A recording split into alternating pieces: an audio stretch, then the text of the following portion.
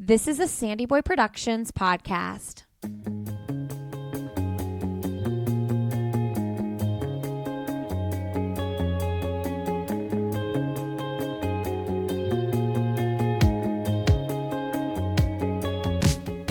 Welcome to Finish Lines and Milestones. I'm your host, Allie Brettenhooker. And if you run, you're a runner, and every runner has a story, which is why I created this podcast to help share those stories from all different runners.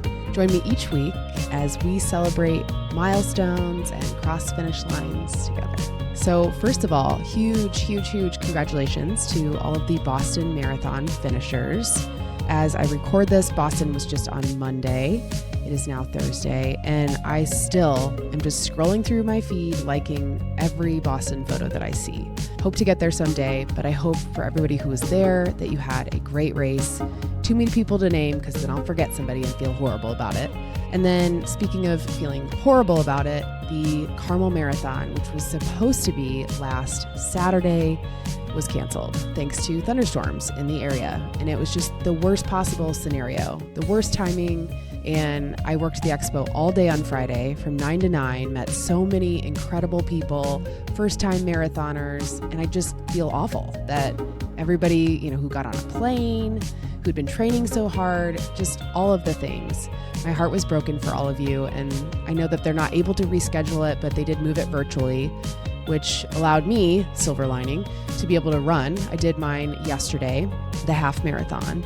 So I will be getting the medal whenever they give us the instructions to do that. But again, my heart goes out to Jay Jaruba and his wife, Katie, who spent the entire last year planning this event and stayed up all night, literally all night before the race, only to have to cancel and disappoint so many, including themselves. And I just, my heart goes out to you guys. And I can't wait till next year.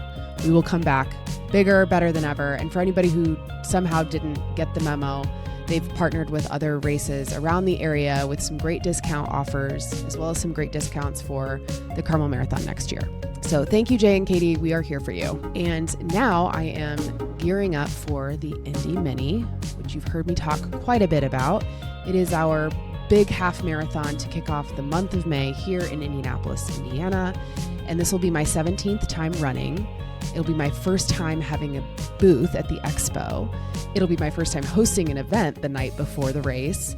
And I'm just freaking out a little bit. So I am scrambling to get as much ready as I can before the big event and praying to stay healthy and that the weather cooperates for us for this one.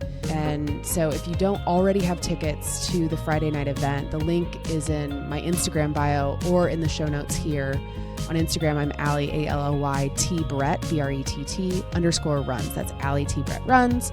So go follow me there where I share all the information about that. And we have a handful of tickets left. We are trying to fit as many people as we can into this gorgeous venue that the Bottle Works Hotel has. And we are announcing a very exciting title sponsor, better late than never. And we'll be announcing that soon. Perhaps it's already been announced by the time you're listening to this, but cannot wait to work with this brand for this amazing event. It's going to be outstanding, so don't miss out.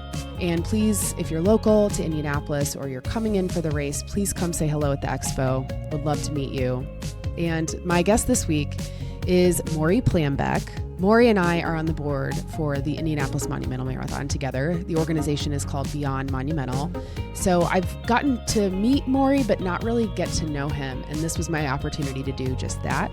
He has actually run the Indy Mini, he thinks 26 or 27 times. So you think 17 is a lot.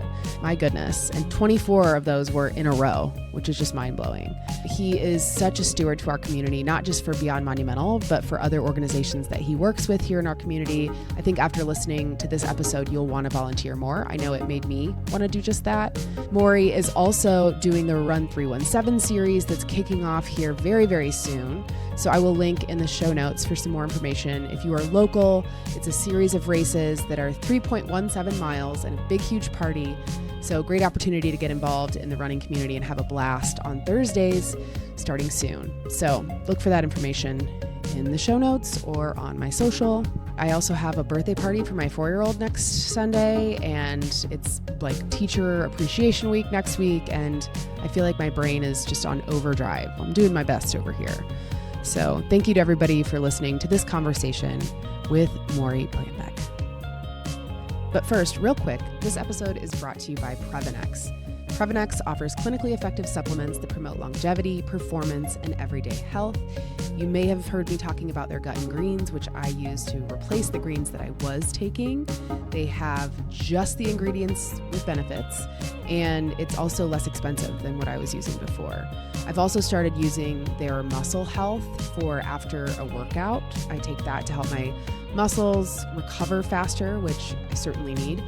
And they are also sponsoring our upcoming Indy Mini event, where they will be providing both flavors of their Neurify Plus protein powder and a blender bottle in all goodie bags. And their CEO and founder, who is local to Indy, David Block, will be in attendance for you to meet him and hear his passion that he has for this company and his mission. And if you are not local to Indy, but you would like to try Previnex, you can go to Previnex.com. That's Previnex.com, and use code ALLY, ALLY 15 for 15% off your first order. Thank you so much, Previnex, for supporting this podcast and our upcoming event.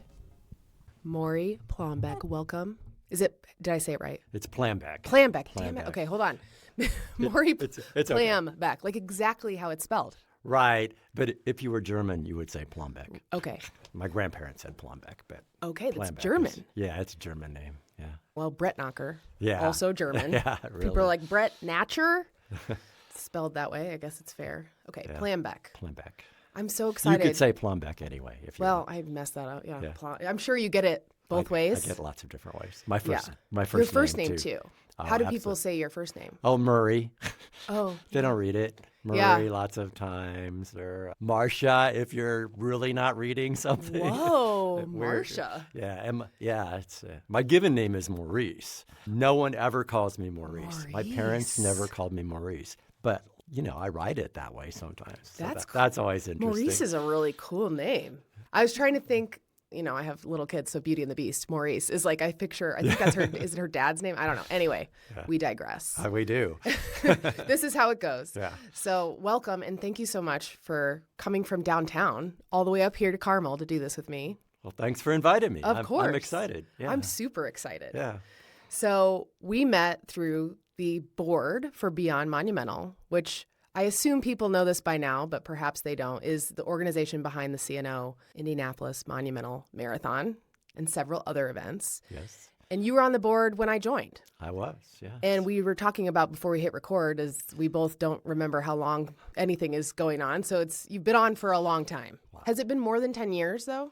I don't think it's been more than 10 years. Okay. It was before the pandemic, though, and I think I have like 2 years left. I think I'm second to the last year. Okay. And what made you join the Beyond Monumental board? Well, like many things in my life, it just happened. I will say it just happened. I have lots of friends in the running community, and so a couple of them were on a committee for Beyond Monumental, working on the strategic plan. Okay. And they said, and I'm a planner, right? So, hey, would you like to be on this committee with us? And so, sure. Pretty soon, the other board members were like, hey, would you want to be on the board? Having had worked for the city of Indianapolis, I was kind of the city liaison. Gotcha. They had just had a person that worked for the city who had gone off the board. And so they said, you want to be on the board? And sure, I'll be on the board. I like running. I've loved it. Yeah. Yeah. Oh, that's so great. Yeah. And city planning. I don't even know where to start with that. Yeah. But will you tell people, like, explain it to me like I'm 5 kind of concept? Like, what is city planning and how the heck did you get into that as your career? Well, so it's not city planting. Okay. Okay. I was like, did I say that? You're right. And I'm saying this as kind of like, that's what many kids especially think. Oh, you plant the trees for the city. No, it's city planning. So it was my career and is still my life. So when I was in high school, I really liked architecture. And took some drafting classes in high school and designed a couple of things. And so went to college to be an architect. Okay. And I'm from Nebraska, went to the University of Nebraska. Like almost every Nebraska kid goes to the University of Nebraska. What city in Nebraska are you from? I'm from a very small town. It's called Bancroft, a town of 500. I grew up on a farm. Whoa. It's about 65 miles from Omaha. Okay. And, it's probably the only city I know in Nebraska. It's probably most. And all my relatives are from Omaha area, and we're from there anyway. So I was going to be an architect. Went to school in Lincoln, and the program is a kind of a 6-year program back then. It's been a while ago. 6-year program where you'd get your bachelor's in architecture, and then they wanted you to get your master's in architecture or planning. And so towards my 4th year, I was okay at architecture, but I was not great at architecture. And so, man, it was a little bit of a struggle trying to come up with creative things. And I was like, I don't think I want to do this for my whole life, you know. And I'm a little bit of a perfectionist, so that wasn't going to fit with my personality. And so I had taken a planning class my 4th year of school. And I'm like, this is it, planning. That's how I got into planning. Okay, so planning is many parts of a city. So because I was in architecture, I was more into the physical aspects of how a city grows. There is social planning, you know, how you work with homeless and social workers and things like that. But I was in that part. So I got my master's in community and regional planning at the University of Nebraska. Wow. And went to work for the city of Cheyenne, Wyoming. Cheyenne, Wyoming. That was my first job. And ironically, it is much like Indianapolis, only 10 times smaller. Yeah, okay. Because it was a city-county planning agency, and, you know, Indianapolis is, the whole county is one. And so I specialized in zoning. And so many people know planning as zoning. Okay. You know, all the land uses are divided up, and as people want to change zoning, there's public hearings. So I did that pretty much all of my career in Cheyenne. And then moved here to Indianapolis to work for the city of Indianapolis. Okay. And so worked with zoning at the city of Indianapolis. And so that was, you know, if anyone was involved in that in Indy, they knew me.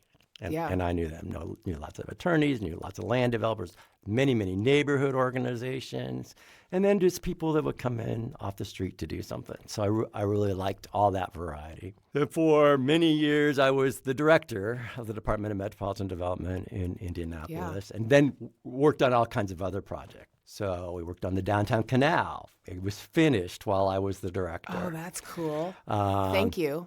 You're welcome. Awesome. It was started when I came, so thank whoever started. Well, otherwise, I would never have come here. Yeah. It was started. You know, I got to do some design review, like reviewed the design of the mall, the Circle Center Mall. Okay. Was involved in the discussions about the cultural trail downtown. Cool. Yep. The Department of Metropolitan Development, or DMD, which is what I will say most of the time, owned the land that the Monon is on. Really? Yeah, that department has the ability to have the most flexibility on land ownership. So we own the land, the Parks Department developed the Monon, and then we worked together on that. So I worked on the Monon. Oh, that's cool. And so for people who don't know what the Monon is. The Monon is a rail trail. So all across America, many old rail lines have turned into trails for walking, running, biking, exercise, things like that. So the Monon is I think the longest one in Indianapolis, certainly. For sure. It goes from probably in the state. No, I think really? that there's a trail out east, the Cardinal Trail, Cardinal Greenway. I've never even heard of that. It goes from Richmond to Muncie. That's longer. Whoa. Anyway, so the Monon goes from 10th Street, downtown Indianapolis, to Sheridan, and maybe longer now. Yeah, it keeps going. Yeah, so that's kind of a quick overview of what planning is. Yeah. As a city, does the city decide, hey, we want this percentage of our county to have be zoned for like retail, or like what are the categories that you look at when you're planning? First of all, in Indiana and most states, you have to have a land use plan before you can have zoning. Land use plan is the concept about how you want your city to grow, and then the zoning is the law on how it can grow. Okay. Yeah. So the plan has all of the land in Marion County planned, meaning we have residential here, we have commercial here, mixed use here. We didn't, at that time, and it's been a little while since I've been there, we didn't really allocate a certain amount. What you wanted to do as a planner was make sure that every area had enough amenities for people to be able to live and work. So you could live and work and recreate and all that kind of stuff. I'm going to describe it best in the downtown. So Indianapolis downtown, if you've been around for a while, has evolved. Yeah. When I came in 88, there was lots of office things happening. Lots of office buildings were happening, but there was hardly any retail. The stores were closing. Back then, as Blocks and Ayers and all that was closing. Yeah, Ayers. Not very many people lived downtown. The goal was to have all three. You know, you have a 24-hour downtown. You have people that live here. You have people that recreate here. You have people that work here. And that's what makes all of the parts of the downtown successful. The restaurants, Circle Center Mall, Right. you know, as it was. And so slowly that evolved. Downtown evolved. We had the offices. Then during a couple of administrations, the focus was on Circle Center Mall. Back in the 90s, many cities were doing malls. Ours was different, and I'll brag, and I think it was better. So before Circle Center Mall, while it was being planned, I went to Columbus, Ohio. Okay. And Columbus is a fun city to go to, but they had a downtown mall that was super successful. If you went to that one, the outside was all one big brick box. Oh, yeah, right. Okay. I mean, so like walking around this big box was not very fun. But you go inside, oh my gosh, there's all this activity, and we went. Our mall saved many of the historic buildings. Every single block has some historic facades that were there before, that were saved as the back was demolished. They saved the front, and when they built the mall, put those all as part of it. So the goal behind that was to keep it a pedestrian-friendly downtown. Yeah. I mentioned walking by a bunch of brick walls. No one really likes walking by brick walls, but walking by some storefronts, well, that's, you know, there's lots of activity. And then the restaurants that are on the streets were happening. So that all happened. Well, then what we have today is there's thousands of people live downtown Indianapolis. Yeah. I even remember a few years ago, relatives from Nebraska actually they lived in Kansas City at the time, came out, and we went downtown to eat. And they're like, what's going on? Why are all these people down here? Is there something special going on? I go, no, that's just what it is. And so we try to have that in every neighborhood. You know, certainly in Indianapolis, car is dominant in most of the neighborhoods. Yeah. But, you know, want to be able to shop. You want to be able to work and all of that. So is that what recruited you here? Was there like, hey, we have this opportunity to like revamp our whole downtown, and you're like, okay, that's a project that sounds fun? Well, that's it. That's also a little bit interesting. So like I said, I worked in Cheyenne, Wyoming. Yeah. And I had decided I was going to move to a different place. That is kind of common with planners, especially out west. Yeah. You know, you move from one city or another to another state, things like that. Well, I decided I'm only going to move to a city with a football team. Okay. And it was a couple of things. I'm from Nebraska. We used to have a good football team, and I love football. I still like football. And so I thought, well, I want to move to a city with a football team. Not just for the football team, though. I thought if I'm going to move to a city that I don't know, which I did not know much about Indianapolis, is they're going to have all of the other things that I might want in my life. Theater, art, recreation, all that kind of stuff. So I actually interviewed for this job at a conference in San Antonio, Texas. Oh, weird. Literally, I had only been through it. I didn't even really know Indianapolis. But I started reading about it. And the same week I was offered the job here, I was offered a job in Alameda, California. So San Francisco. Whoa, very different. Very different. But my brother and his family live there. And so it's like, what do I do? What do I do? So being the planner that I am, I looked at the cost of living. I looked at the salary I was getting paid.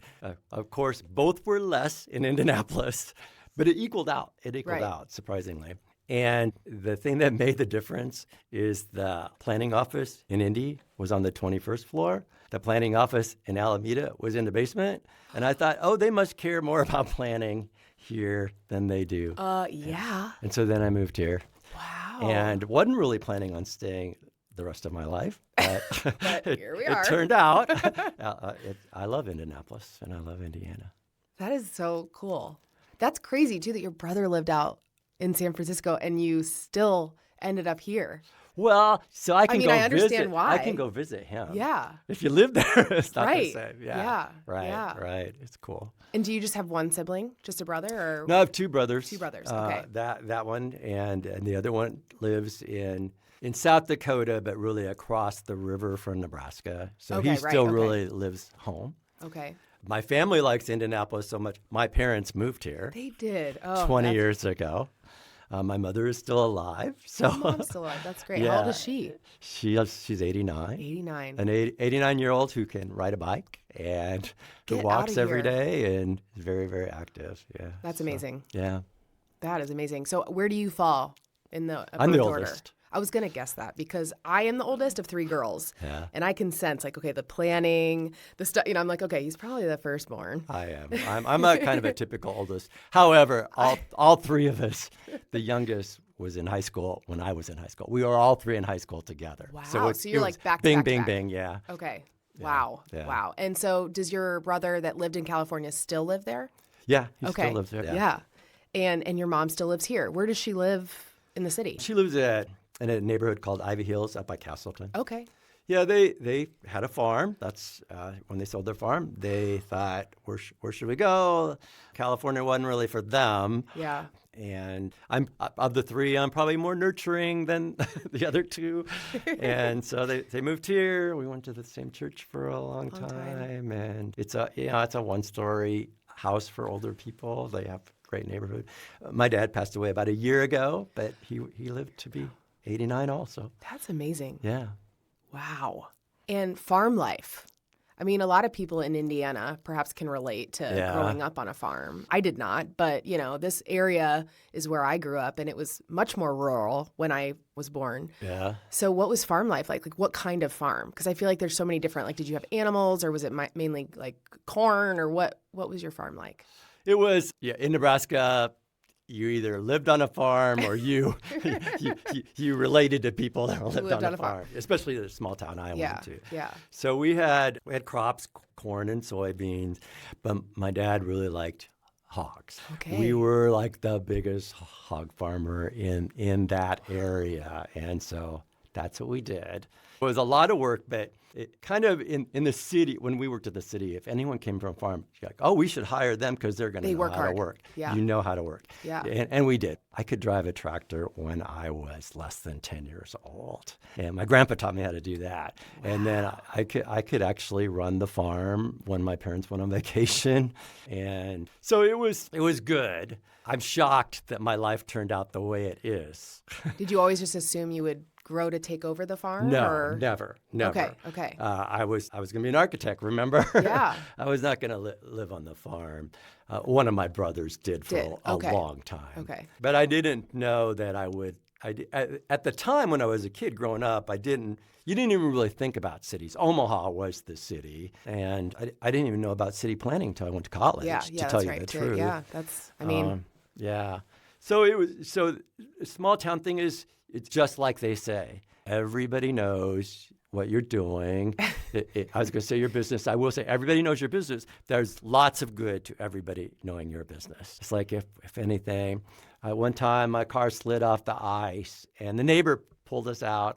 And being the stupid teenager I didn't tell my parents, but they did. And then I didn't get in trouble. But it was like stuff like that, you knew you had hundreds of parents looking out for you. And, everybody knew everybody. There weren't cliques or anything like that per se. We also did lots of things in high school, like I played sports. I was going to say, you could probably play any sport you wanted. Play sports, you're in band, you're in music, you're in plays. You have to do it all. Yeah. How many people in your school, like in your class? So it's almost embarrassing. 32 in my class. In high school? In high school, 120 in the school. That's wild. It's wild. And 32? Yeah. And that, the part of Nebraska we grew in, that's typical. I mean, we didn't even have 500 So like people. Indiana, there's classes. We had classes too. We were class C out of 4. We weren't even the smallest class. Jeez. Yeah. I mean, I went to Catholic school, St. Maria Goretti, and my graduating class going into high school was 18 people. So, wow. I mean, that So was you before. know that a little that was bit. before high school, but I did know because we almost had, I think our grades were like almost pseudo combined with like the grade under us because there were Right. so few of us. Right. And it was wild. We had to do sports with another Catholic school because we didn't have enough people to have a sports team. Yeah. So what were sports like then? Like, how do you have enough people to put together a team? I think in those small towns, sports is so much a part of everyone's life that we had a regular football team, 11-man football team. What we didn't have, so the town that I grew up in, baseball was the thing. Okay. And in Nebraska, all the schools did not have baseball. We might have been the smallest school in the state with baseball. Okay. And so the only thing, so in the spring was baseball and track. Well, I did track. Yeah. My brothers did baseball. And so we didn't have cross country because of that. We didn't have wrestling in my school, even though some of the other ones did. But the basketball team went to state when I was in high school. I wasn't on it, but the football team was okay. Did you play football? I did.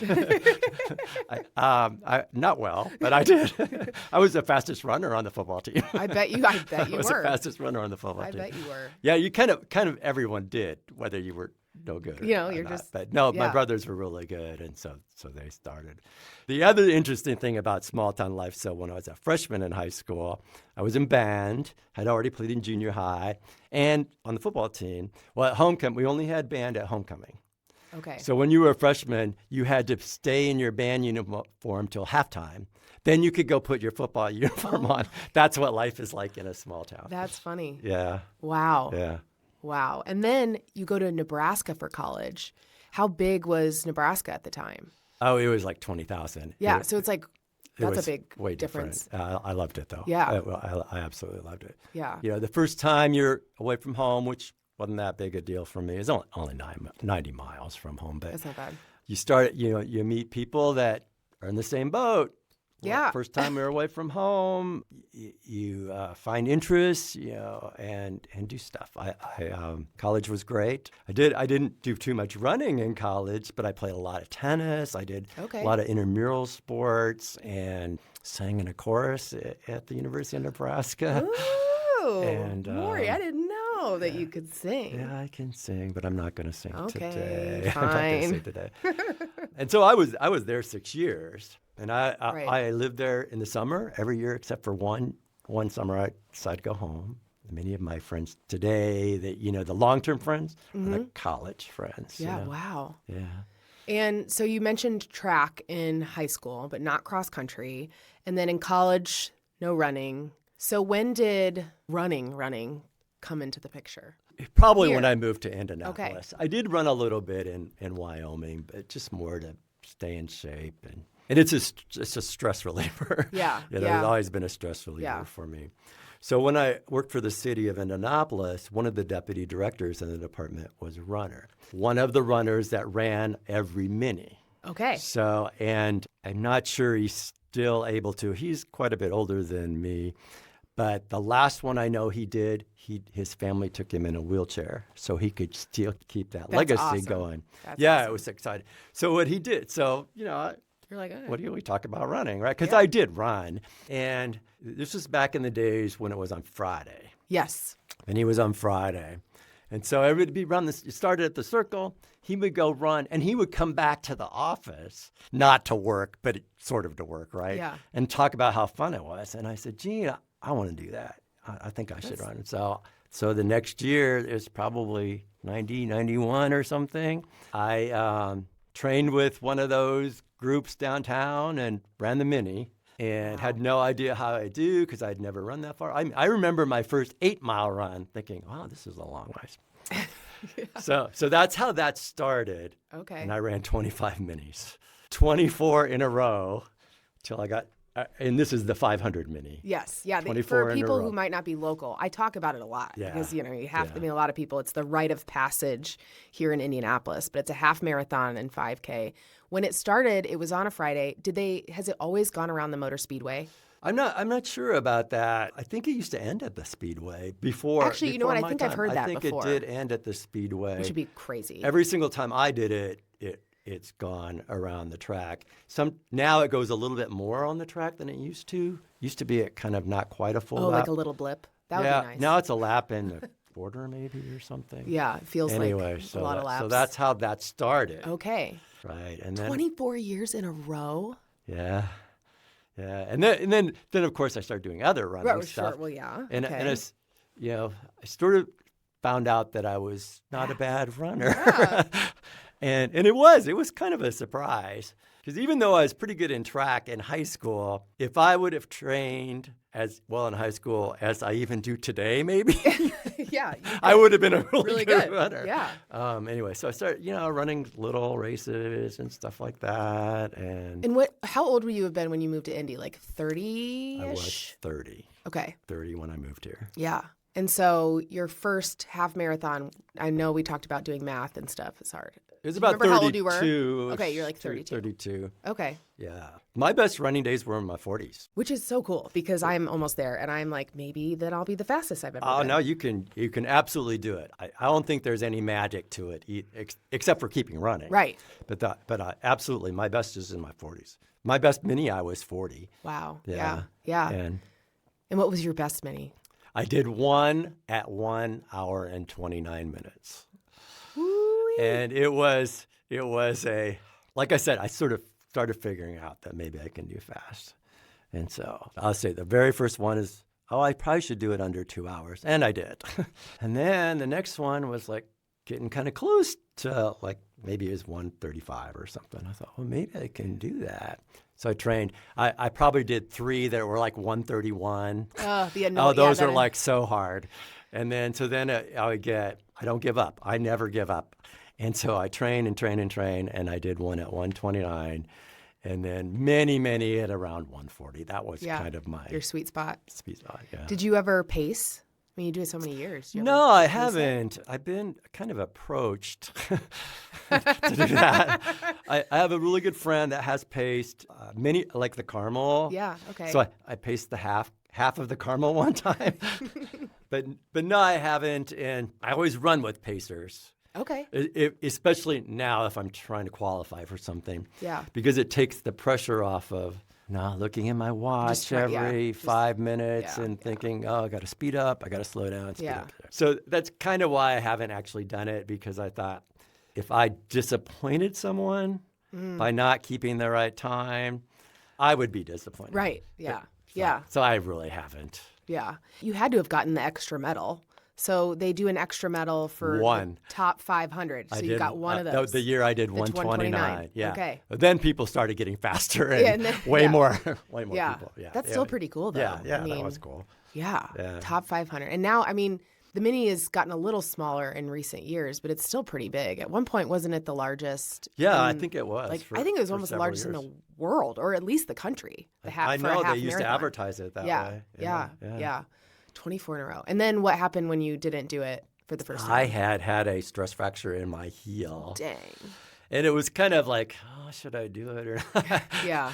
And I thought, no, that's not really worth it. And so it didn't really bother me. I did one after. Now I do it with back on my feet. Yes, okay. And we'll talk about that. Yeah, I'm we sure. will. Yeah. So how many, for this year it's Mini, how many Minis will it be? Just probably 26. 26. Okay, so that, all right. Yeah, I haven't run that every year. I mean, I've run lots of other half marathons. Yes. In different parts of the country. But just after you break the streak, you're kind of like, okay, well, I broke the streak, so now I don't have to. Exactly. It takes the pressure off at least. Yeah. You don't feel like you have to do it every year. Right. Yeah. That's crazy. I mean, over that many mini marathons, what are, like, are you a Kiss the Bricks guy? No, I'm not that. Okay. So many years I was like by myself. Okay. And maybe I knew, would see somebody I saw running. There's a guy named Chris that I used to see at the gym, and I'd see him. Yeah. So my kind of funnest thing about running the Minis, one year my name was called on the track. You know how they announce it?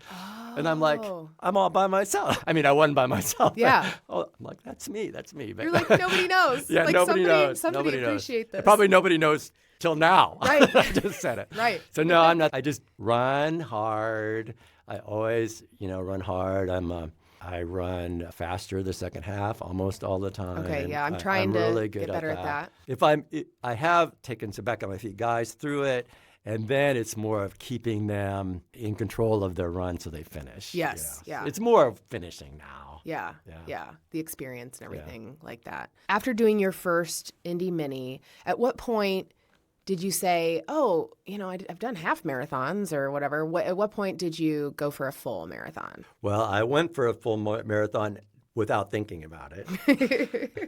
which is like, which I saw. This is my normal. It's my normal way to go in life, I guess. So I started, friends that were runners, right? Mm-hmm. So I did the Bourbon Chase relay race in Kentucky. Okay. And so if you're familiar with Ragnar races. Yes, I am. I did my first one last year. Okay, it is now a Ragnar. Okay. But it was before it was a Ragnar. I didn't even know that. And I think it might have been the first year. Cool. So this friend, he said, hey, we're going to do this Bourbon Chase relay race for 30 hours. And you want to come down and do it with us? And I said, well, sure, I'll do it. Yeah, right. And I only knew 2 people out of our team of 12.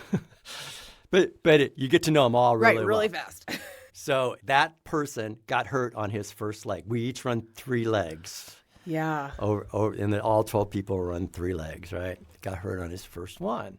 And I had trained for it because I'm like not going to run the hills of Kentucky without training. Yeah.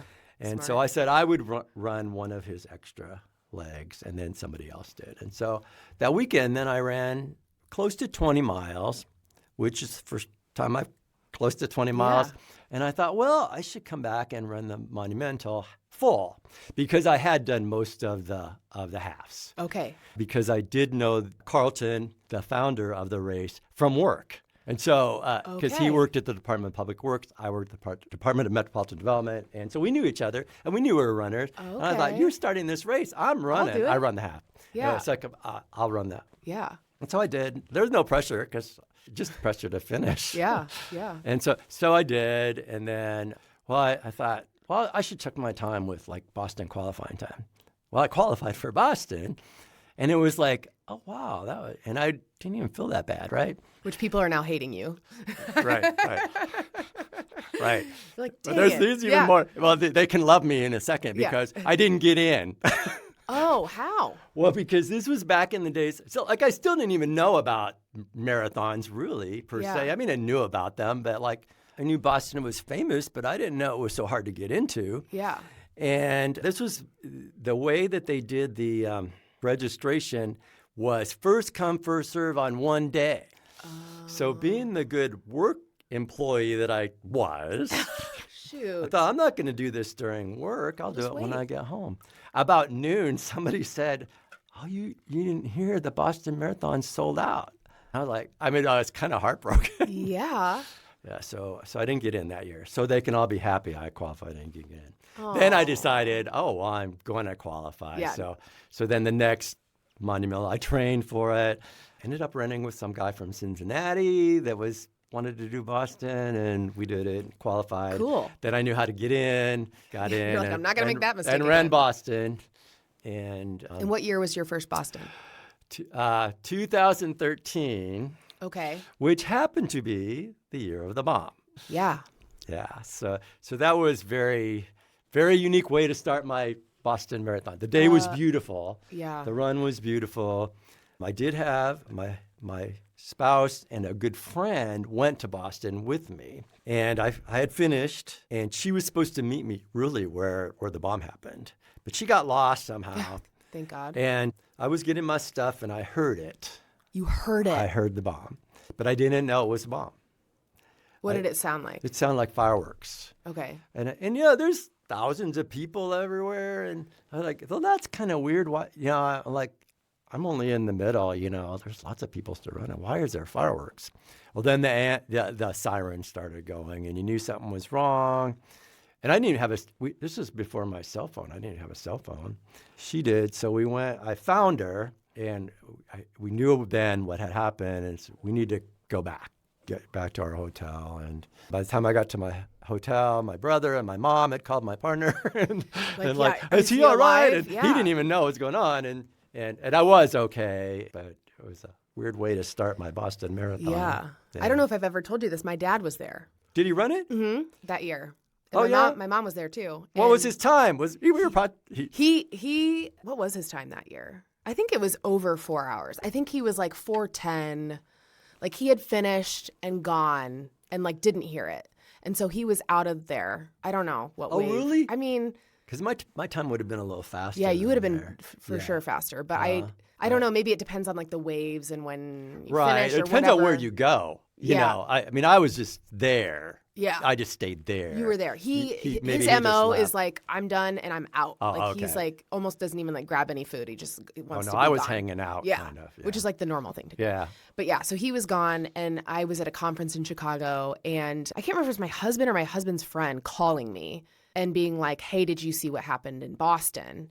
And I hadn't. And I remember I was like walking to a Portillo's because I was in Chicago. Yeah. And getting that feeling of like wanting to throw up, thinking like something had happened. And so I called my mom, and this story to this day makes me laugh because she was at the mall. And she was like, well, I'm at the finish line store. I don't see anything happening. And I was like, Mom, not that finish line. Like the finish line. Yeah. Because she just didn't really think about Right, it. And right. so, yeah, she's like, oh, I just talked to him. Because the first thing I asked her was, have you talked to Dad? Yeah, Yes. And I was yeah. like, okay, thank God. But anyway, yeah, it was a wild time. And I was at the conference, and then people started like finding out that my dad was there, and they were all asking me, and it was just kind of crazy. Yeah, well, we were there then for like 4 more days because we were planning. It was kind of a vacation, right? Yeah, 4 So we were in days you were there. lockdown at the hotel that night, and they let us go to a restaurant like right next door. And of course, that's what everyone's talking about. Yeah. And then the next day we did a couple of things. Went to Harvard, and that touristy kind of stuff.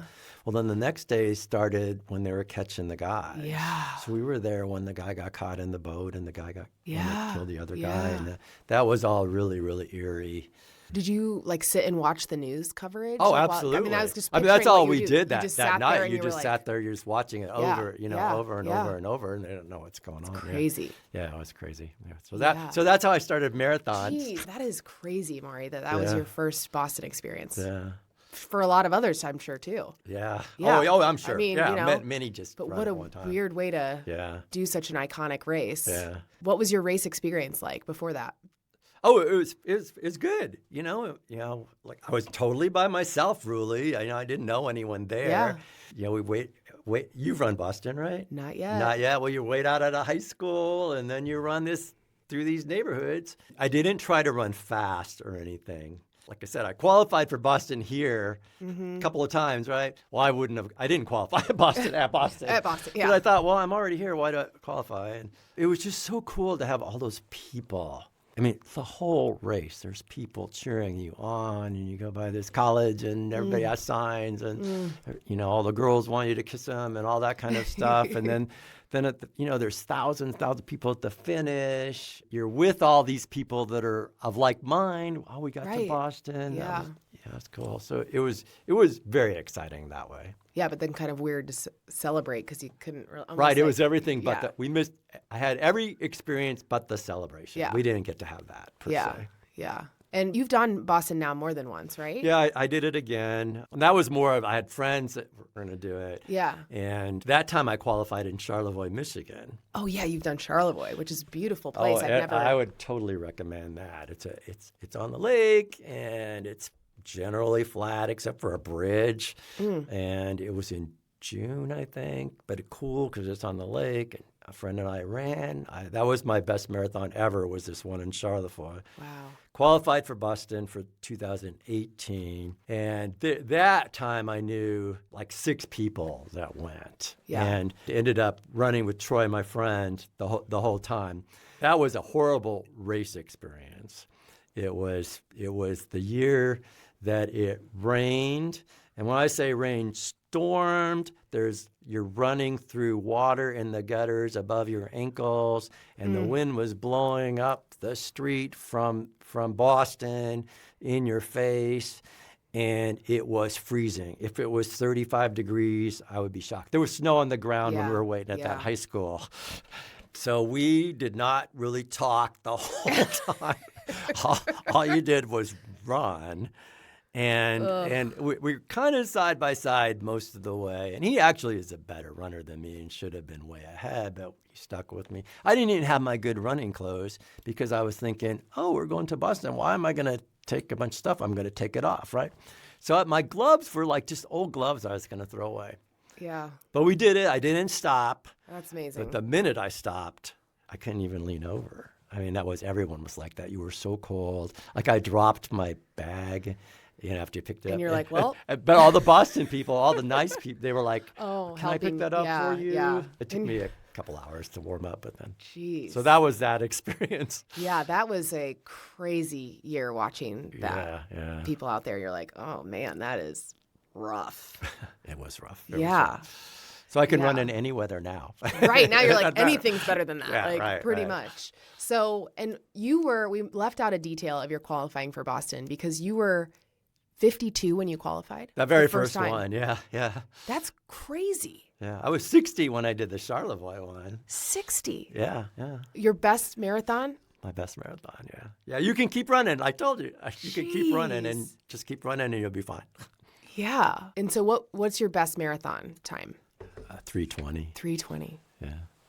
That is I won't surpass that ever again. I guarantee that. But 3:20 at age 60, yeah. I mean, mic drop, it's fine. Like, you don't have to surpass that because that's really impressive. Yeah. I mean, just doing a marathon at age 60 is impressive. I sort of think that, but you kind of get used to it, yeah. Well, tell me about it. I get so immersed in this world with people doing all these crazy things, and then I forget how impressive it is to people who have no idea, like, how far a marathon even is. And so then...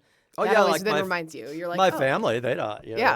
I kind of think I'm crazy. Yeah. Yeah. But ever since I started doing those minis, running is my life, basically. I run 6 days a week. 6 days a week? Almost always. It's rare that I don't run 6 days a week. And so when I'm on vacation, when I'm with my family, I run. So they all know that. But I remember when running the first half marathon. You ran 13 miles? Yeah. Why would you do that? Why would anyone do that, right? Yeah. And then the Boston was so famous. Everybody, oh wow, you run Boston. Yeah. You run Boston, and you have your little jacket. I'm sure your dad has his jacket. He does. Yep. He probably still has it. Yep. So it's that when people are not typically surprised when they find out I'm a runner, but often, I'm over 60, and they're like, You're a runner? You're a runner? Yeah. And then, do you run like 5Ks? Oh, I'll tell you this. So I run 317 races now. Oh, yeah. Which is a really fun thing to do in the summer here. They're all 5K races. There's 5 of them, right?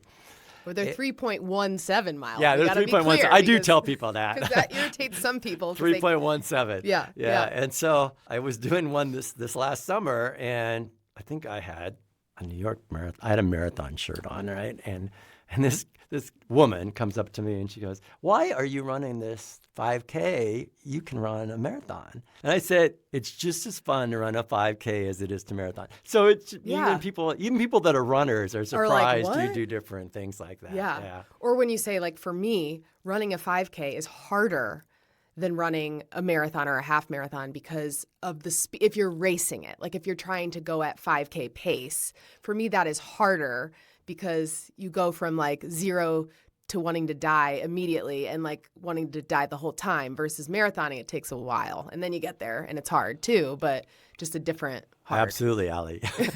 For me, it's the Monumental Mile. The first one I did of that, I was like, this is harder than a marathon. I've never raced the mile because I'm too scared. It probably wouldn't be so bad if I didn't care. Yeah, I know. If I didn't care, it'd be fine. Yes. Then, I need to do a good time. And, right. And it's only for me. It really is. It's just only for me. My times are only for me. Yes. So like that first one I did, I don't even remember what the time was, but I just remember thinking, this is awful. It took me almost as long to recover from the mile as it does from a half mile. It's so crazy to think about that, but it's true. Yeah, it's fun. Yeah. And so at what point during this journey did you find Indy Runners? Because you were part of Indy Runners or still perhaps are? Or what groups did you run with? Okay, so I'm a member of NIFS, downtown. Yep. So that was the first training groups that I did with. So I did theirs for a couple of years. Indy Runners, I am a member of Indy Runners, but I only started doing that because other people did. Yeah. So that really wasn't an impetus for me in any of this. Okay. Back on my feet really was. Was the impetus. So Okay. we'll do the back on my feet thing then. Yeah. So when I first started running, I was an evening runner after work. Okay. And, and that most people are, after work, you get done. You go to work. Well, then when I started getting more responsibility at DMD, it's like, I'd have something at night and then I couldn't run. And then that was messed up my schedule. You're like, that's not going to work. That's not going to work. So I started running in the morning. And I also already went to work at 7. So I'd get up early and go to NIFS and run and do all that. And so then sometimes I'd be running downtown and I'd see this group of people running. And then you'd start going to races. Like I remember Drumstick Dash, you hear about Back on My Feet. Mm-hmm. And so I'm the kind of guy, look up what's Back on My Feet. And it is a national running organization that started out as running with homeless people. And there's chapters in many cities. And we have had a chapter here in Indianapolis for 14 years. And so I saw that Back on My Feet. Well, it's volunteer. Yeah, I'm a volunteer. And it's like, and I'm a person who likes to volunteer to give my talents to other people. Mm-hmm. So I thought I'll volunteer with this group because I can run. Yeah. We run at 5:45 in the morning. Mm-hmm. Oh, well, that doesn't even change my schedule. And so I started that 13 years ago. Wow. Yeah, and there's 3 teams in Indianapolis, one at Wheeler Mission, right downtown, Delaware and New York, one at Pathways, just north of downtown, and one at Progress House, southeast of downtown. This episode is brought to you by Bitch Sticks. Bitch Sticks is a self-care brand that cares about people, communities, and the world. They're more than just a balm. It's a call to action to transform a, quote, bad word into a force for good. Each November, they give thousands of dollars, not just in product, but actual monetary support to support organizations that support survivors of domestic abuse or sexual assault. They also happen to be an Indiana company. They are women-owned, and while they are a small business, they are in over 5,000 stores nationwide. We will be featuring Bitch Sticks at our upcoming Indy Mini event. They will have products available to try in the goodie bags that everybody gets, and they will also have a table selling product at the event, so make sure you don't miss out. But if you're not going to be there and you want to give them a try, just head to their website. It is bitchsticks, bitchstix.com, and you can use code ALLYB, ALLYB, for 20% off your order. Thank you, Bitch Sticks, for supporting this podcast and our upcoming event. And there's 3 teams in Indianapolis, one at Wheeler Mission, right downtown, Delaware and New York, one at Pathways, just north of downtown, and one at Progress House, southeast of downtown. And Monday, Wednesday, Friday, and then on Saturdays, several guys want to do half marathons. Several have done the Monumental half.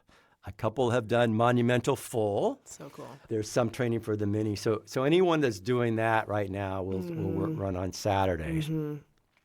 And so the idea behind it, the founder in Philadelphia was running past a mission in Philadelphia for many years and run past. But then the guy started seeing her regularness and cheering her on. And then she started, well, you guys should run. So she started this program. And the idea is many of these guys have substance abuse issues. Yep. Certainly running helps you with that. Yeah. But it's also with the volunteer part, having a social network of people that, that have regular jobs that may be different than what you are. So those 2 things together are what make Back on My Feet work. Yeah. And then the staff, there is staff. We have 1 staff here. There's staff. So they organize classes. So how to manage your finances, how to do your resume. And so there's volunteers that do that thing. Mm-hmm. So the real goal is to get back on your feet. Yeah. The goal isn't to run a half marathon. The goal is to get a job and get a place to live. Yep. And so I've been doing that for a long time, and it's very, very fulfilling.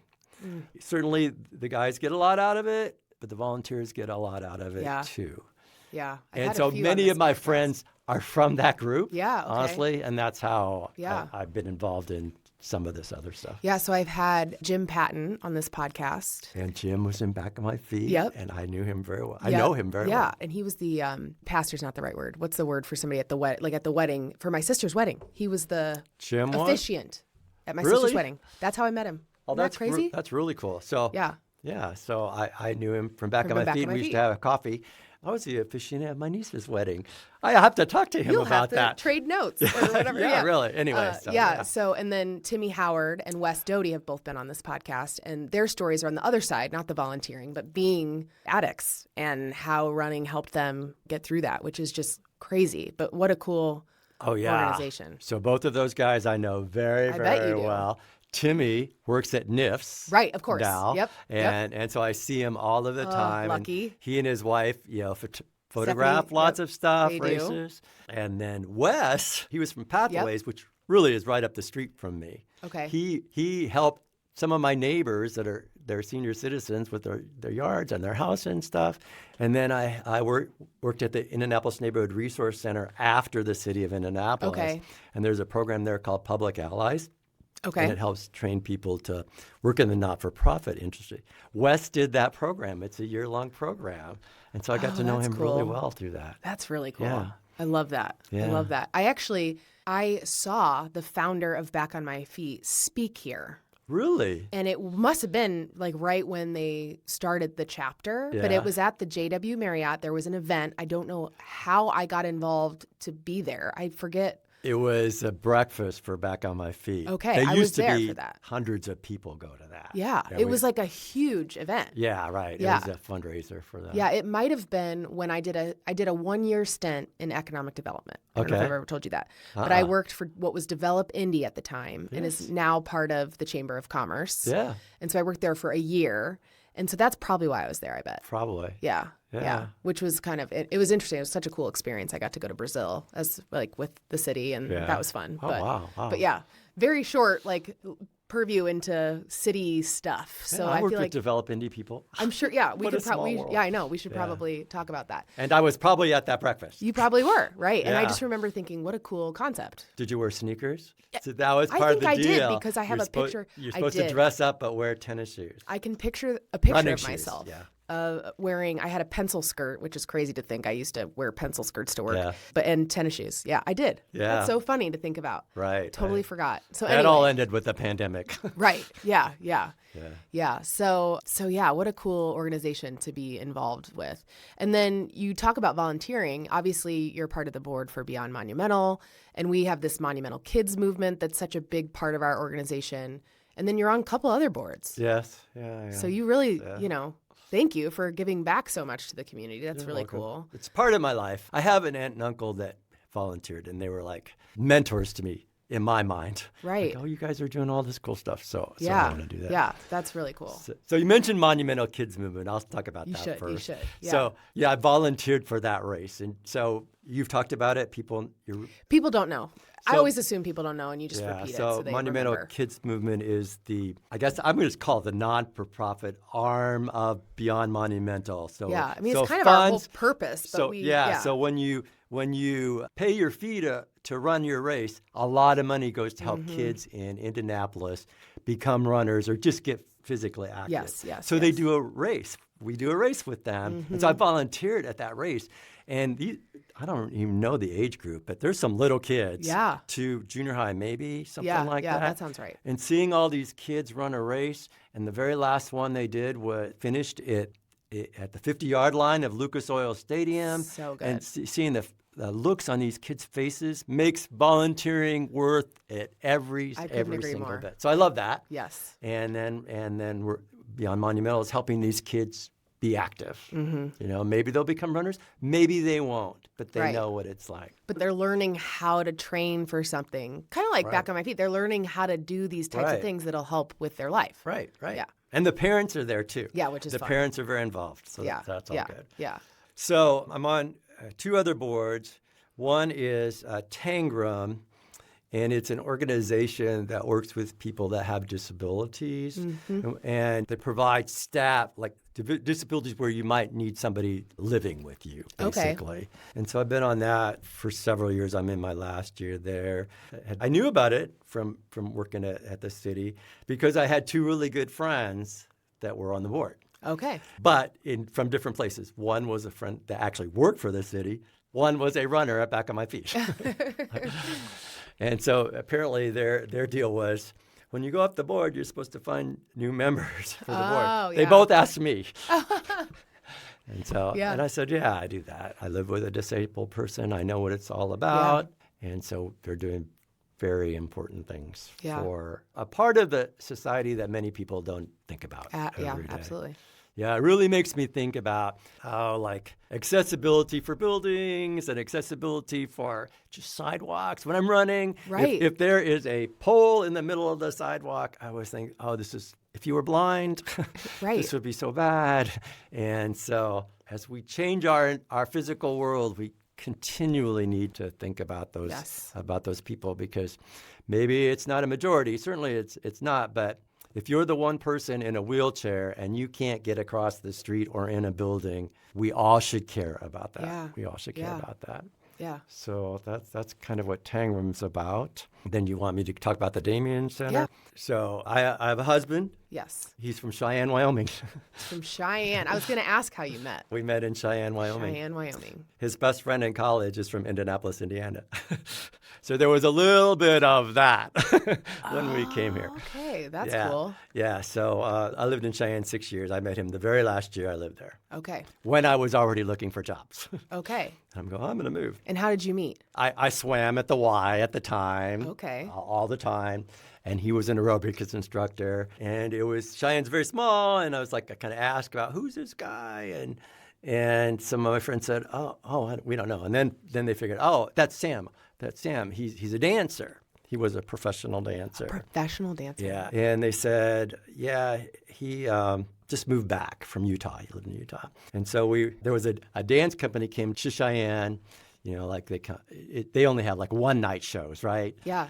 And I thought, oh, I need to go to that because he's a dancer. I'm guessing. Yeah. So I got somebody that I work with, Ruth, to go with me, and it was the Indianapolis Ballet. Sam always reminds me of this. It was the Indianapolis Ballet. All these Indianapolis things were pointing me down. That's so crazy. And so I went, he's not there.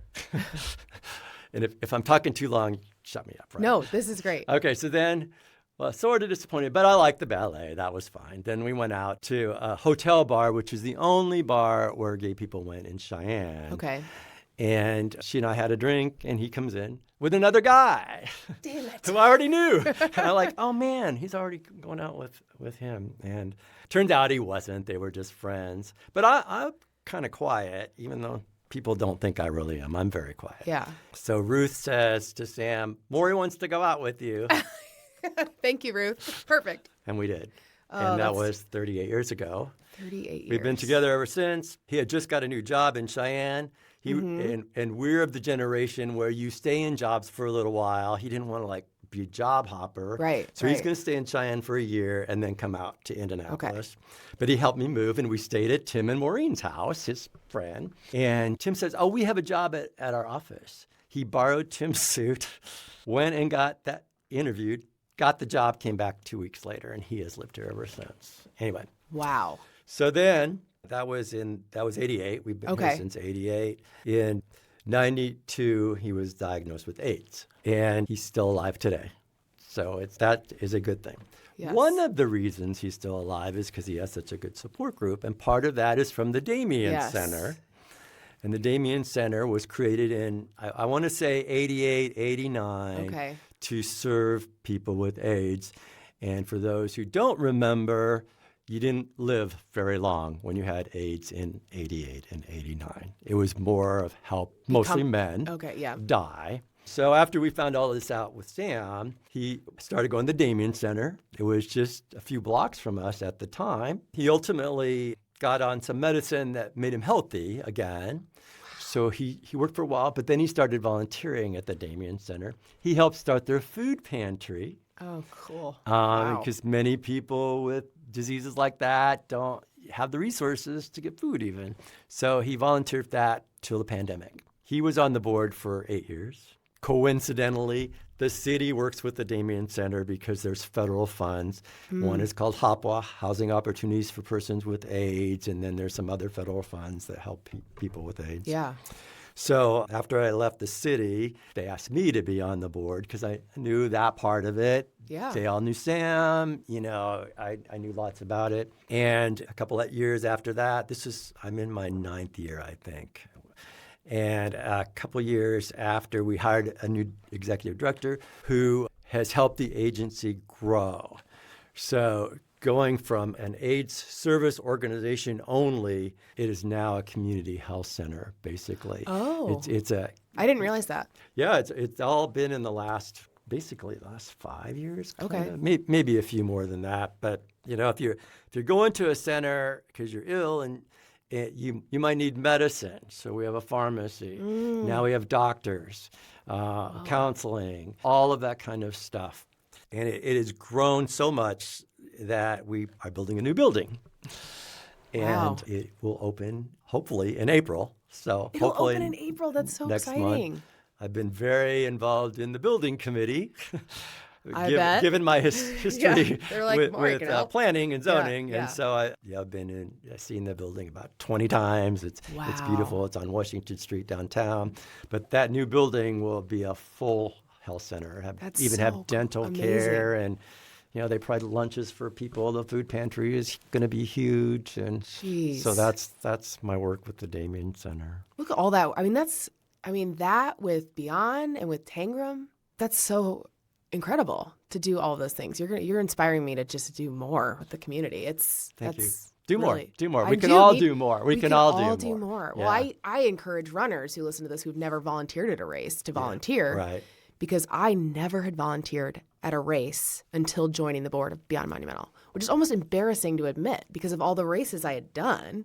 You just take the volunteers for granted and you don't really know the logistics about where they come from, but literally anybody can volunteer. So you're right. And we need volunteers. Right, all the time. Back on My Feet needs volunteers. There you go. Certainly. I did a couple water stops. And I'll be true about this. I don't like volunteer water stops. I can understand why. It's so hard. It's usually, I did Carmel once. Oh. It was so cold. I was like freezing. Oh, no. And so that's part of it. But then the other part of it is I want to be running. I'd much rather run than do the water stop. But the volunteers are what make it, and I'm sure you do what I do. Thank everyone that's volunteering. Yeah, absolutely. Because they are giving their time, and they're giving more time than we are. Right. They're starting from the very beginning of say if it's a marathon, there's people like 6 hours. There's out there a long time where we might be 3 or 4 hours. Right. But volunteering I think that can be harder than just running because, Ashley Haynes and I did the Monumental Kids movement. We not last year, but the year before, did the water stop at the finish. Yeah. And that was the first time I ever done a water station. And I just remembered being like, this is like a sport. Filling, stacking, organizing, moving cups, it just was wild to me. I was like, wow, crazy. I have a deeper appreciation for all race volunteers now. Yeah. So Sam and his disability that you mentioned, is that coincide with his AIDS diagnosis? Yes. Okay. It's all related. All related. Okay. Yeah. When we met, he was a dancer. He was a runner. He was actually a much better runner than me. Yeah, wow. And then there are a number of side diseases, I guess I say that you get. Yeah. And one, the initials are CMV, and I have no idea what CMV actually stands for. But it affects your eyes. And so some people go blind, which he did. But it was a number of years. I bet it took 12 to 15 years before he totally went blind, lost his eyesight in one eye, and then eventually lost it in the other eye about 7 years ago. Wow. But he's a very strong person and a very, very positive person. And he's still living life. I take him to the gym once a week. Oh, he's also had a hip replacement and a femur replacement, all because of things that related to this. And so he doesn't look physically very able to do things, but he will still do things. Yeah. So anyone, no matter where you are, can still do stuff. Right. And when you think about how hard your run is. Yeah, right. Yeah. Right. And he's so somebody that's blind that goes to NIFS pretty much everyone knows who he is. It's like it's kind of a cool thing to see. Yeah, right. People come and talk to him. So cool. And, yeah. Right, that they know. So what will he do while he's at the gym with you? Oh, he has that trainer. Okay, a trainer will. He can't be by himself per se. And so he has had over the years probably 3 or 4 different trainers. And the idea really for him is to be able to get out of a chair and not fall over. It's at that point. And so, she does that kind of stuff to keep his legs strong and keep his arms strong and a lot of it to keep his mental. It's for him. Just doing something I can normal. do something. Yeah. I can go out. Yeah. So that's where we are. But we have very supportive families. So other people come and help. Wow. That's a lot. Yeah. That's a lot, Maury. That's incredible that he's lived that long. Oh, yeah. I will say. I didn't know that. I didn't think that, honestly, when he was first diagnosed, the doctor said 2 years. So 92. I didn't think he'd live to be 35. And then 40, he's 65. He's like, it's amazing. That's amazing. And he didn't sit around. Right, yeah. I mean, yeah. No wonder you think about accessibility, and around the city you're thinking about, somebody who's blind is not going to know that this is here because it makes no sense that it's here. And does he walk? Well, so when he lost eyesight in one eye, there's an organization called the National Federation for the Blind, and they have an Indiana chapter. Okay. So he contacted them and got involved with them. They have meetings and stuff. Well, they have a guy named Ron, who coincidentally, I think he still does. He owned the snack bar at the city county building. Yeah. Now, I didn't know who he was. Yeah. But Ron came and taught him how to walk with the white cane and would take him out and do that. So he could do that. Yeah. Now with the hip and stuff, he does walk with the walker in the house. Okay. He can walk by himself. But to go outside, it's with me. Yeah. It just usually is with me. He usually won't go out without me. Yeah. But he can walk. And you said supportive families, not just for, obviously, the disability side of things, but I picture Nebraska and Wyoming and Indiana not as very accepting places. Yeah, it's kind of coincidentally, a week ago Sunday, we talked about our coming out story to our church.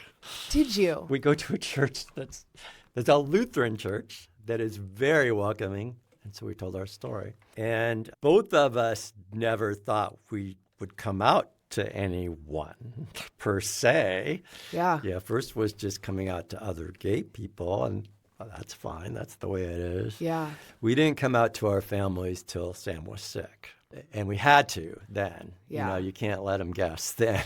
Yeah. He went home and told his mom, his dad had already passed away, and he's from a family of 9, and they all live there, super supportive. I ended up writing my family a letter. They still lived in Nebraska at the time. And I was working, and I didn't know how they react. Anyway, they were fine. Yeah. And in their case, it was more of, I believe that they thought it was a choice till I told them that it wasn't a choice. Because it is not a choice. Something I knew at 5 years old. I didn't know what it was. Yeah. But right. I absolutely, both of us have known since childhood. And they said, we know that you wouldn't choose something like that. And so they were fine. Like I said, they moved here. Yeah. And so I have 2 brothers and the families. We have nieces and nephews that only know us together. Yeah. We've been together so long. Yeah. And our families are fantastic. And I mean, even our extended families, cousins, aunts and uncles. Yeah. They all know we have had very little negative experiences in our life. Very lucky. That's Thank not God. the way it Yeah. always is. Yeah, but right. very lucky. But I will also say there's places I probably wouldn't go. Yeah. Well, I think about you chose between San Francisco and Indianapolis to live initially too. Like thinking about that as a gay man, that also is interesting just to think like Indy back then. It's a lot better now. But I just think it is. But so what is interesting, being gay had nothing to do with where I wanted to move. It was just one part of me. Sure. I moved to be a city planner. Yeah. I didn't move to be in a gay life. Yeah. Yeah. So yeah. It's probably ignorant for me to say, isn't it then? No, I wouldn't say that. Okay. I mean, I remember going to the very first Pride downtown Indianapolis, and there were people that were heckling, I guess. You know how they are. Yeah. Back then, there were probably I wouldn't say as many as there were in Pride, but Yeah. you kind of felt kind of scary. I sang in the Indianapolis men's chorus back then, which is the gay men's chorus. I sang in that for 8 years, and we sang in the circle, and these guys, people, I guess it's both men and women, saying, God's going to send you to hell, and God made me just like he made everyone else, and he's not. Things have changed a lot. We are married.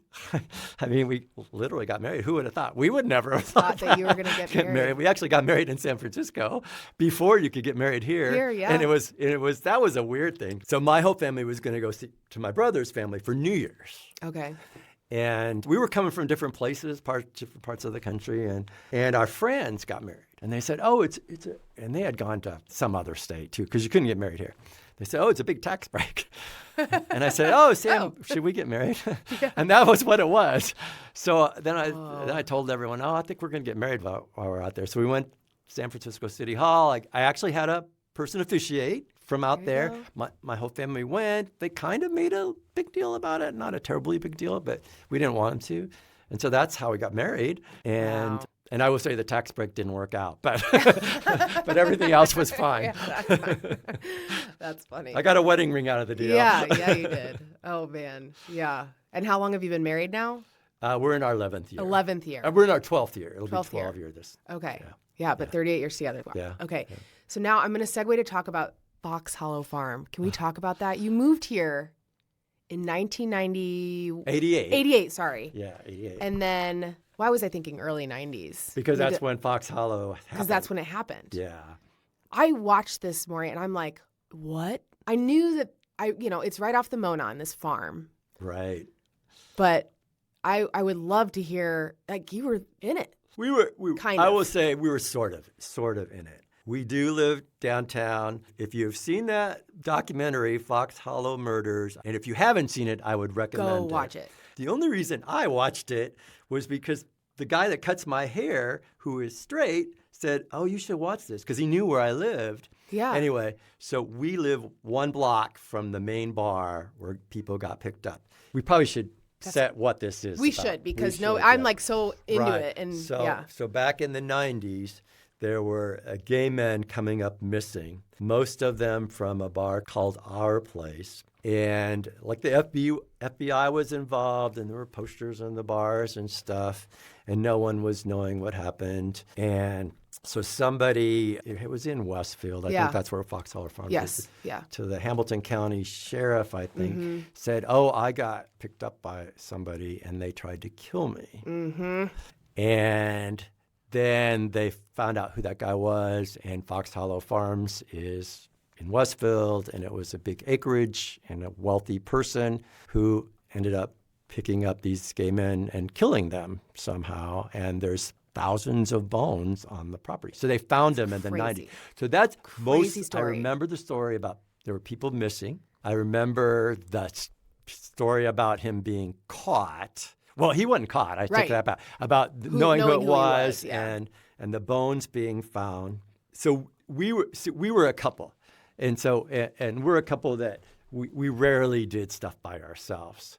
So I think aside from one person that I saw in this documentary, everyone else was a single person who got picked up. Yeah, so us to go out and... You wouldn't have been a target. We wouldn't have been a target, and we wouldn't even really be thinking about it, because it wasn't even really just us. We'd be with friends, Right, yeah. And did you go to Our Place? Oh, yeah. It's like down the street. Right.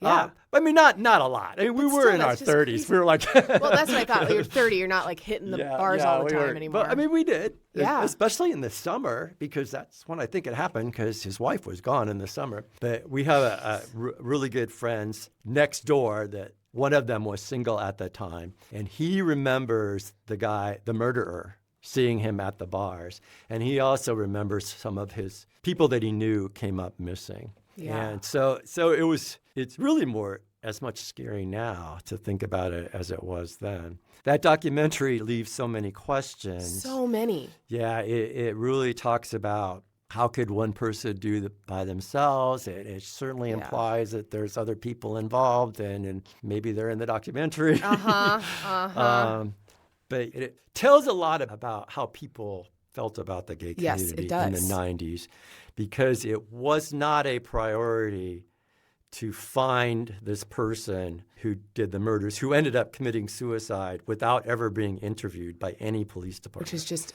now one person goes missing. Right. Well, let's put it this way. We hear about some people that go missing. Right, I know there's lots of people go missing and we don't hear about. That's true. But, then there's lots of, we got to interview people and all that kind of stuff. Yeah. So, yeah.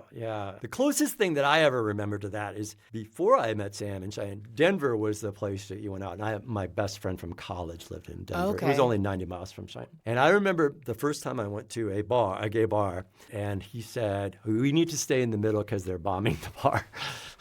And so that's the only thing I've ever experienced with, they might bomb the bar because we're in here, that kind of a thing. Yeah. That was in the early 80s. Yeah. Well, the documentary is available on Hulu and Disney Plus. So like we said, if you have not watched that, go watch it.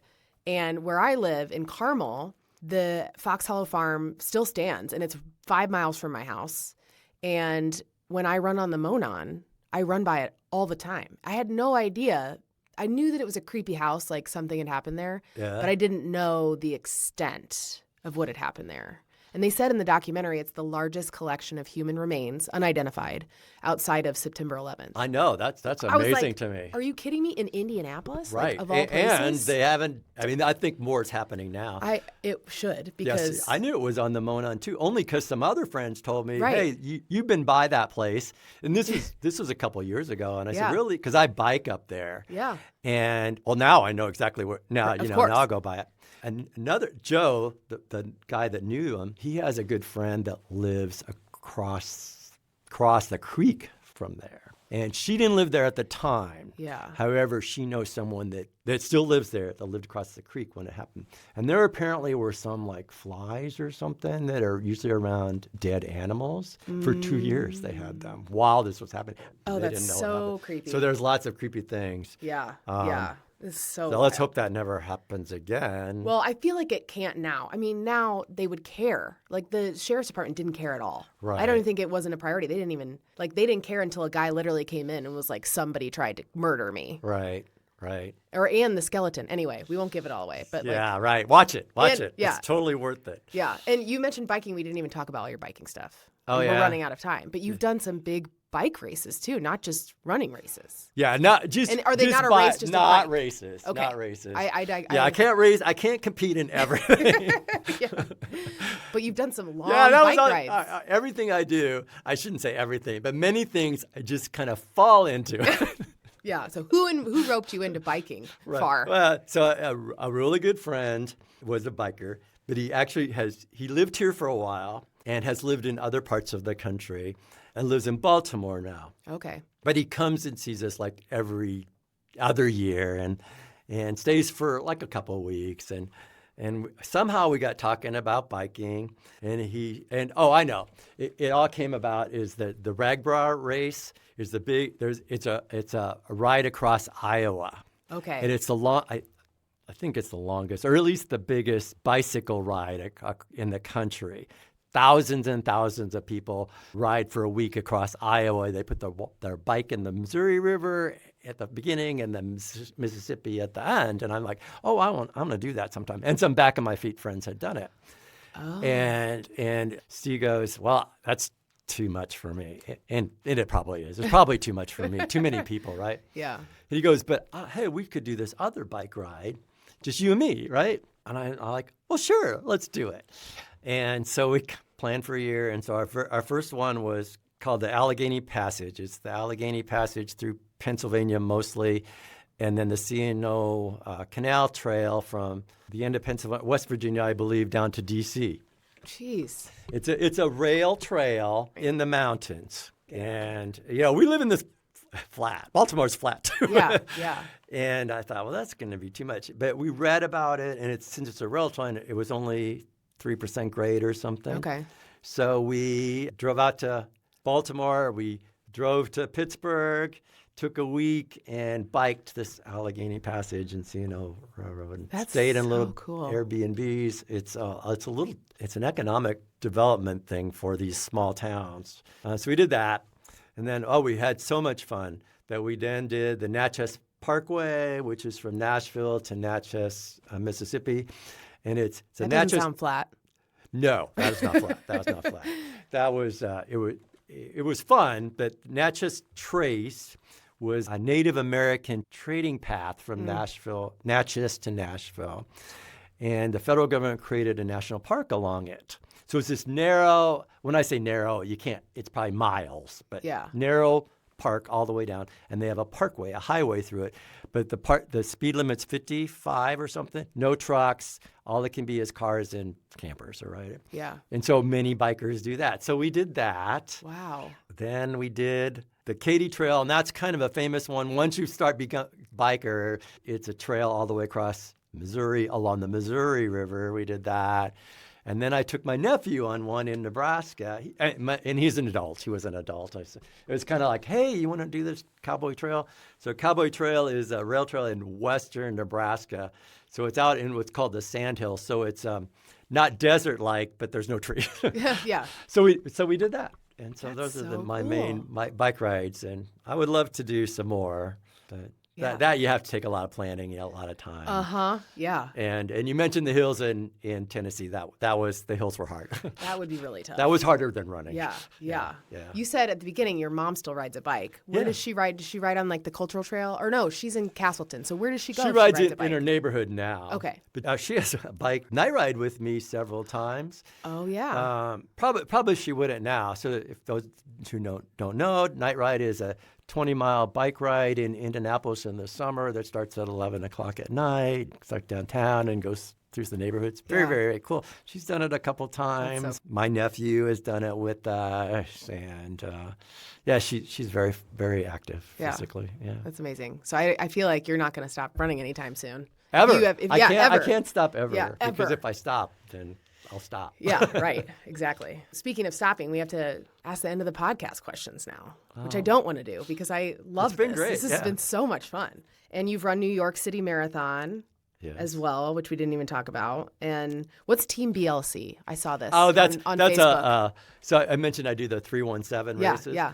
And so I started by myself doing them. And there's these two guys that go to my church. BLC is Bethlehem Lutheran Church. Okay. And so a couple years ago, I did a couple, and so those who don't know, Run 317 is a run, but it's also a pretty big party. Yes, yeah. And a very fun party. Yeah. And it's very diverse, age-wise, and just in general, very diverse. Yeah. There's young people and there's people older like we are.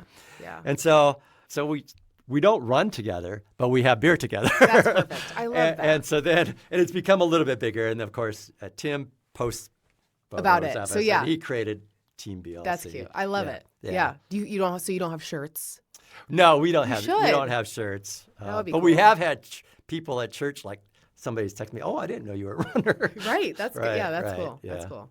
So I have two end of the podcast questions. Okay. And the first one is, what is your favorite running song and or mantra? And I found out you don't listen to music. So. No, I don't listen to music, and that's very important to me because I don't want to be hit by a car. That's fair. And I almost was one time, but I heard them. And so I don't. And so I know lots of people listen to music if they run, but I tell people not to do that. Yeah. But my mantra is I can always run a mile. And so like when you're with people, you can easily always run a mile, I think.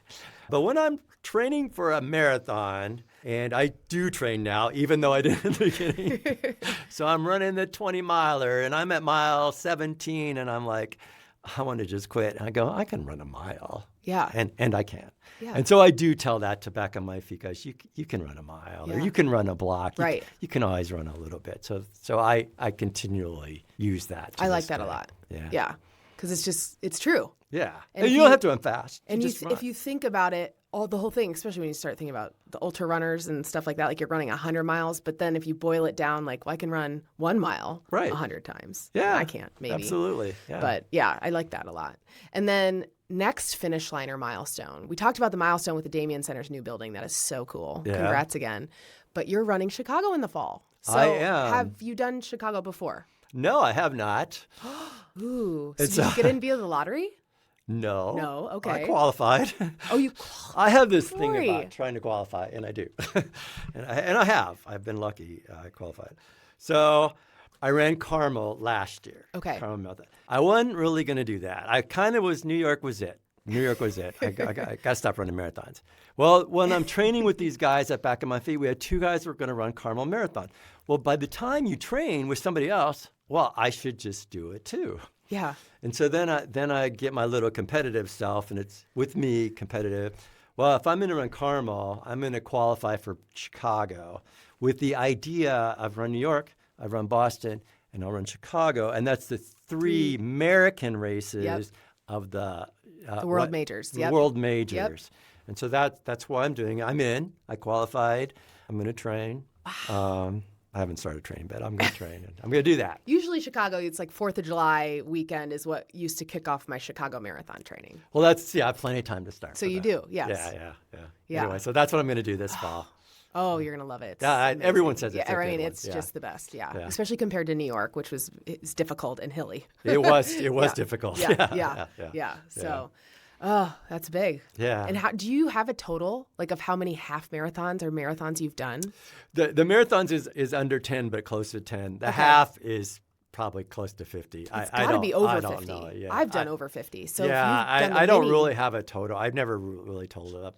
I mean, it's a lot. If I'm ever going anywhere now, I always look to see if there is a race. I mean, I love running in other cities because you see so much, of the city that people don't see, even when you're walking, because you're usually running. I run in the morning by myself. I see all this kind of stuff. But so I don't know, many half marathons. That's really the run. Yeah. That's the race for me. Right. It's nice. Easy. Easy. I know people are going to say, "What do you mean it's easy?" What do you mean? It's easy when you run this much. Yeah. So are you doing Carmel and the Mini this year? I might do the Mini. I'm not going to do Carmel. Okay. The reason I might do the Mini is there's a couple of Back on My Feet guys. I'm going to see if they want somebody to run with them. One of them has his father is my age, but his father lives in Florida, and I said, "Well, get your father to come, and I'll run with you and your father." Yeah, that'd be cool. So I might do that. Yeah. But no, I'm not. I mean, I probably could run the half at Carmel, but yeah, I mean, you could.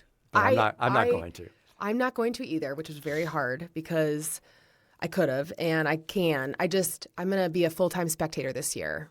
So the race is putting me at mile 20 with a microphone and music. Oh, wow. And a tent. And so I'm going to try to recruit as many people as I can to make a big spectating thing. Because fantastic. I've run Carmel enough, and I'll be really jealous of everybody running if it's a really nice day. But spectating is so gratifying too, just like volunteering. It is, yeah. So I'm really excited about that. And then the Mini, I'm doing an event the night before at Bottle Works. Oh, I think I saw that. Yeah, I saw that. So that's exciting. So I'm really excited about Mini Weekend, and I'm doing Ainsley's Angels pushing again, which I'm super pumped about as well. So good, exciting. So it sounds like you're going to be there. You should be there. I probably will be there. I know it sounds like it. Yes. Well, thank you again for doing this. It was so much fun. Thanks for having me. Absolutely. It was great. Yeah. And thank you to everybody who listened, and happy running. If you enjoyed this episode of Finish Lines and Milestones from Sandy Boy Productions, please go share, rate, review. It really helps the show, and it means a lot to me personally. And I will see you next week.